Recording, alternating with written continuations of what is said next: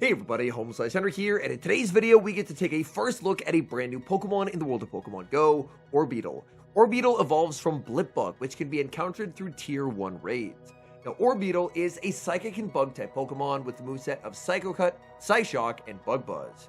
Right off the bat, its charge moves are pretty decent, it has a pretty solid stat product as well, but the Psychic and Bug typing is a definite area for concern. Now currently, the Open Great League is not available in Go Battle League, so today I'm going to be testing it out in some Great League practice battles with members of my Discord. So without further ado, let's hop into the matches, and in game number 1 we pick up a very strong start leading Unova Stunfisk into Shadow Galarian Weezing. My opponent safe switches into Licky Licky, and this is a bit of a problem spot for this team. My best Licky Licky answer is going to be Stunfisk, so I'm kind of forced to stay in here and play this out. However, Stunfisk will be able to get some pretty nice damage onto Licky Licky, and then I go for the catch and sneak onto Galarian Moltres. I'm hoping it's the Shadow Ball. It is the Shadow Ball catch, and that should immediately put me in a pretty good spot. But Licky Licky banks a ton of energy, and they're going to reveal their final Pokemon is Volt Switch Shadow Fortress. I'm super happy that they brought in the Volt Switch Fortress here, because Fortress would completely wall all of Orbeetle's moves, as would any Steel type. So, I'm able to survive the Volt Switches, make it to a second fly, and pressure both shields off of my opponent, and now I can send back into Stunfisk. The fact that I took basically no damage on the Stunfisk so far this game means that I'm not in a range where they can knock me out with 2 Sand Tombs. They're going to need 3 Sand Tombs, and that is going to cost all of their energy. In the meantime, I'm able to land a Mud Bomb, get them very low, and I'm just going to be saving 2 shields for Orbeetle. I'm definitely going to need it, because my opponent stored a ton of energy on Licky Licky, and they're very likely to make 2 charge stacks into the Orbeetle. In comes Orbeetle, there's the pivot into Licky Licky, and this is a 50-50 call. They have a Body Slam plus a Shadow Ball. I shield, and I get the call wrong. I shield the Body Slam, and now they have a Shadow Ball. I'm going to be double shielding here, because I just want to keep Orbeetle as healthy as humanly possible. By farming down the Licky Licky, I now have an entire Psyshock's worth of energy loaded. My opponent's going to bring back in the Galarian Weezing. I farm up to the back-to-back Psyshocks, and I will lose charge stack priority on their Brutal Swing. Brutal Swing will hit for super effective, but Orbeetle is able to hang on, and now we get to see this Pokemon's damage output. Psyshock nearly picks up the one-hit KO, in comes Fortress, but Orbeetle already has another Psyshock loaded. So I can take the knockout on a Fortress, denying their energy, in comes Weezing just to get Psycho Cut down, and that is a good game. Hopping into game number 2, we pick up a pretty negative lead, Unova Stunfisk into Guzzlord. Now, Guzzlord is a team breaker here. Guzzlord is winning matchups against this entire team. However, Stunfisk is bulky enough that Stunfisk at the very least can kind of soft lose the matchup and then hopefully set up my backline to do well once Guzzlord is out of the way. Guzzlord's going to be spamming out Brutal Swings. I'm going to be spamming out Mud Bombs. Unfortunately, my opponent is going to have the pacing advantage here. So when I fire off this Mud Bomb, they're now only 1 away from the Brutal Swing. However, I do have a bit of an idea. I throw a Thunder Shock, switch into Galarian Moltres, catch the Brutal Swing, and sneak through a Sucker Punch, getting this Guzzlord even lower. My opponent's now going to be sending in Empoleon. Empoleon, these metal sounds do add up quite a bit. I'm going to farm up to the Brave Bird and then bait the Fly. I'm hoping just to get a shield from the Empoleon. I know they can Metal Sound me into a range where Hydro Cannon will knock me out, so when they double up, I'm just going to be no shielding and letting Moltres get KO'd. Instead, I can bring back in the Stunfisk, sneak through the Thunder Shock as they fire off the Hydro Cannon, and then look to farm up 4 Thunder Shocks and fire off the Discharge right before they're able to make their next Hydro. This also puts me only 1 off a Discharge in case I need that damage into their final Pokemon, but unfortunately I don't. It's Swampert in the back, and this is not what I was hoping to see. This endgame is going to come down to a game of bait versus nuke. I have to either get the Psyshock shielded, or I need to land the Bug Buzz. And you know what? I think I'm going down swinging. I end up losing charge attack priority here, but I did lock in on the Bug Buzz. Bug Buzz is a very efficient charge attack. Bug Buzz is going to connect. Swampert gets rocked, and in comes Guzzlord. But Guzzlord is going to get outpaced. Orbeetle makes the Psyshock. I have the Discharge loaded on the Stunfisk. They're going to end up no shielding.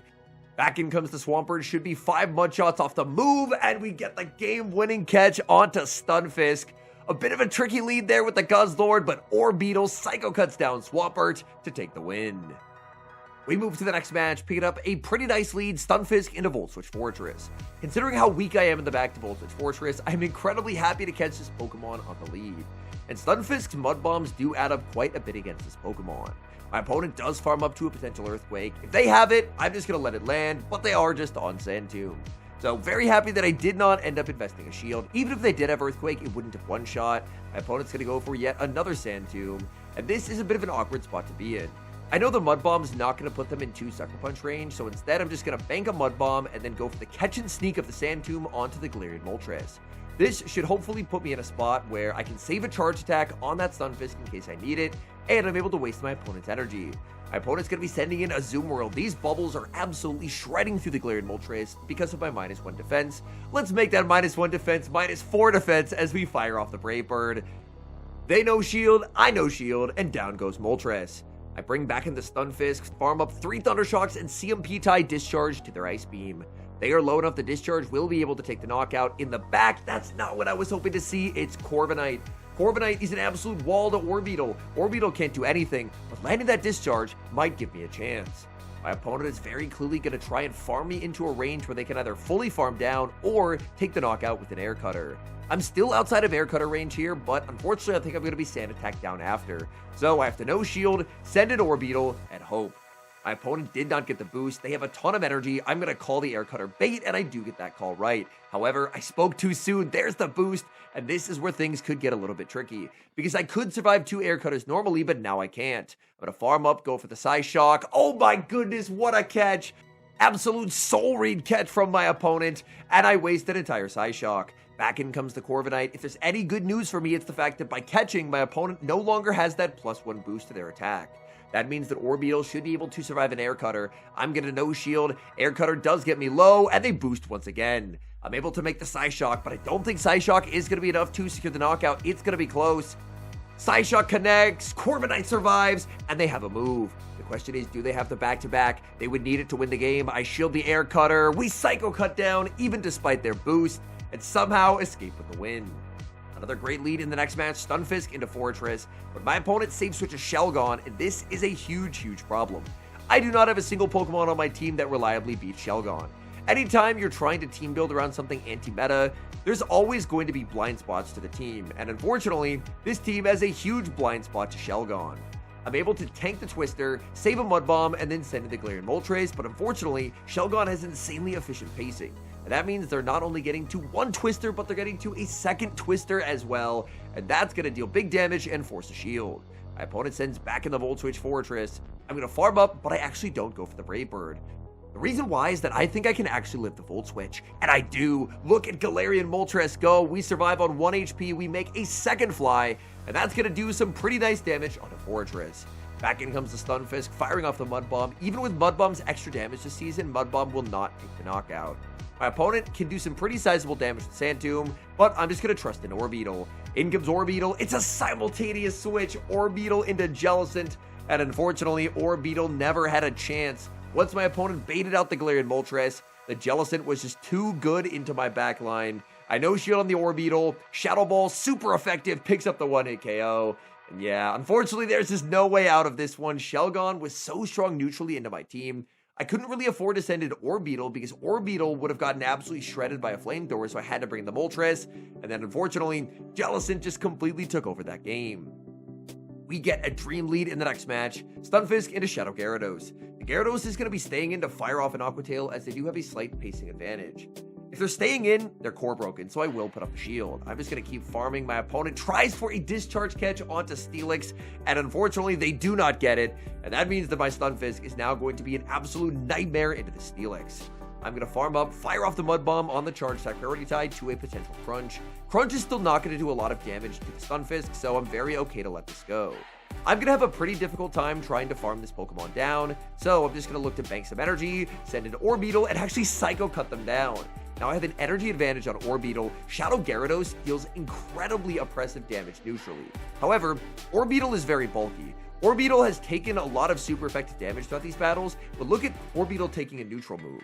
This is a Shadow Gyarados going for a Twister. Orbeetle tanks it, and this is a bad IV Orbeetle from a raid, because unfortunately they're only available from raids. So I fire off the Psyshock, take the knockout. In the back is a Shadow Water Gun Quagsire. This trainer may have already TM'd their Quagsire in anticipation for Jungle Cup, as I believe Jungle Cup is usually pretty strong with Water Gun. Now I can descend in Galarian Moltres, and the game-winning play is to no shield.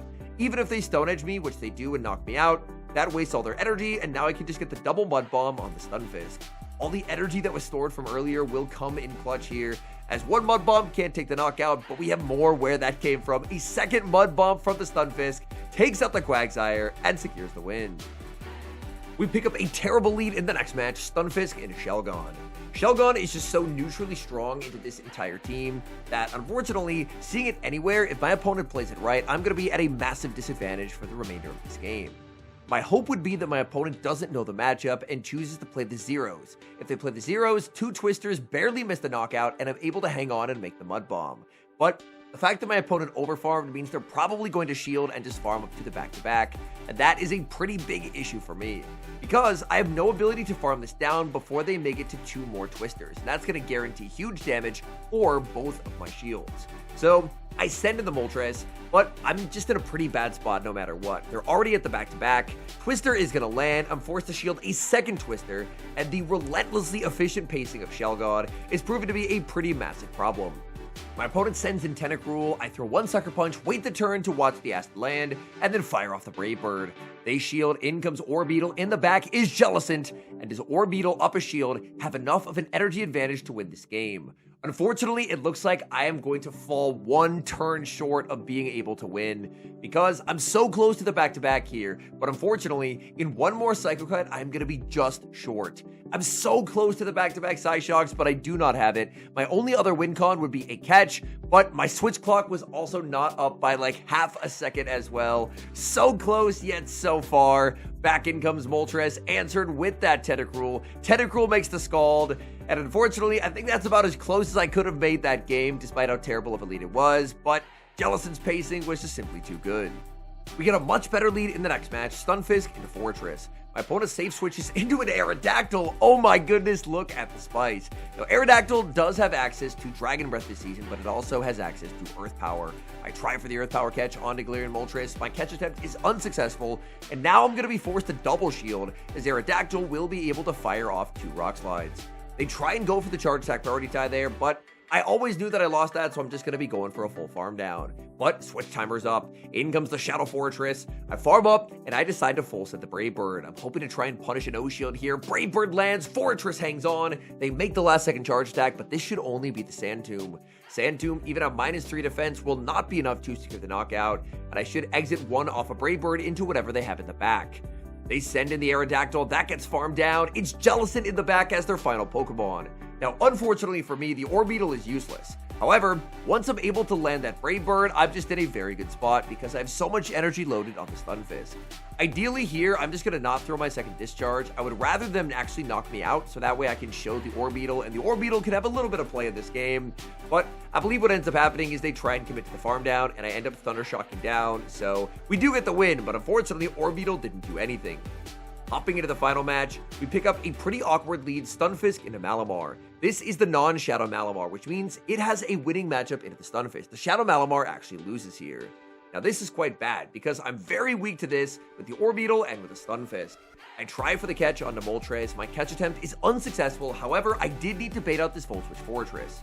My Orbeetle can't do anything if there's a Volt Switch Fortress, so this is a very important bait out. And even better, even at -3 defense after the Brave Bird, I'm able to hang on, make the fly, and force both shields away from my opponent.